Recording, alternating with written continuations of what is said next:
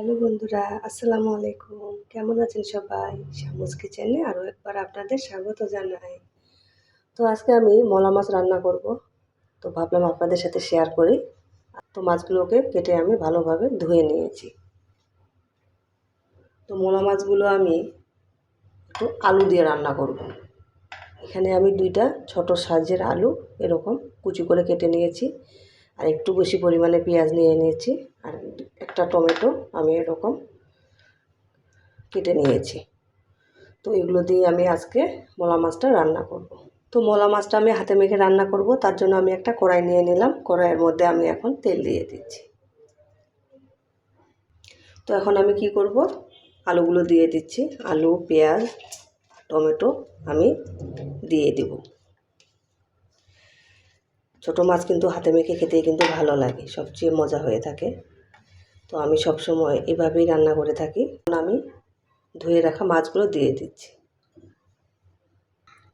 তো এখানে আমি 1 চামচ রসুন বাটা দিলাম, হলুদের গুঁড়া দিলাম, 1/2 চামচ জিরার গুঁড়া দিলাম, ধনিয়া গুঁড়া দিলাম 1 চামচ, 1/2 চামচ লাল মরিচের গুঁড়া দিলাম। এখানে আমি 3টা কাঁচামরিচ এভাবে ফালি করে দিয়েছি। এখানে আমি কিছু ধনিয়া পাতা দিয়ে দিলাম। এখানে আমি স্বাদ মতো লবণ দিলাম। তো এই সব কিছু দিয়ে আমি এখন ভালোভাবে হাতে মেখে নেব।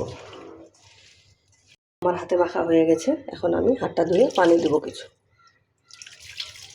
আপনারা দেখে নিশ্চয়ই বুঝতে পারছেন আমি এরকম গায়ে মাখা মাখা থাকে এরকম পানি দিয়েছি। তো আমি এখন চুলায় বসিয়ে দেব। আমি একটা ঢাকনা দিয়ে দিলাম। এই রান্নাটা করা কিন্তু অনেক সহজ। তো আমি আপনাদের ঢাকনা তুলে দেখাচ্ছি। দেখেন পানিটা আমাদের টেনে গেছে। আর আমরা কিন্তু নাড়াচাড়া করব না, সাইড দিয়ে এরকম খুন্তি দিয়ে শুধু এরকম করে দিতে পারি। আমার কিন্তু ছোটো মাছ রান্নাটা হয়ে গেছে, তেল উপরে ভেসে আসছে। তো আমাদের রান্নাটা কিন্তু হয়ে গেছে। তো এখন আমি গ্যাসের ফ্লেমটা অফ করে দেব। আমার কিন্তু রান্নাটা হয়ে গেছে। কত ঝটপটভাবে হাতে মেখে কিন্তু ছোটো মাছ রান্না করা যায়। তো এইভাবে যে কোনো ছোটো মাছ আমরা কিন্তু হাতে মেখে রান্না করলে খুবই টেস্ট হয়ে থাকে। আজকের এই রান্নাটা যদি ভালো লেগে থাকে লাইক দিবেন, কমেন্ট করে জানাবেন কেমন হয়েছে। আপনাদের সুন্দর একটা কমেন্ট আমাকে উৎসাহ দেয়। এরকম মজার মজার সহজ রেসিপি পেতে আমার চ্যানেলটিকে সাবস্ক্রাইব করে আমার পাশে থাকবেন। সবাই ভালো থাকবেন। আসসালামু আলাইকুম।